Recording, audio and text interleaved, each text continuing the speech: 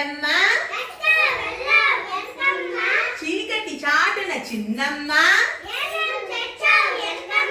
గింజలు తెచ్చా బుజ్జమ్మ కలుగులో దాచా కన్నమ్మ ఐదేళ్ళొస్తాయి ఎల్లమ్మ. ఈ గేయంలో ఏ జంతువు ఉండాలి? ఎలుక ఉంది కదా. ఎలుక ఎక్కడికి పోయింది? చేలోకి. ఎట్లా పోయింది? చీకటి చాటున చీకట్లోనే పోయింది. అదే పగుల్లో పోయింది అనుకో జనాలు చూసి కొట్టేస్తారు. అవునా?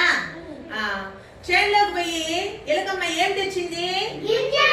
గింజలు తెచ్చింది. గింజలు ఎక్కడ దాచింది? కలుగులో దాచింది. ఆ దాచిన గింజలు ఎన్ని రోజులు వస్తుందని చెప్పింది?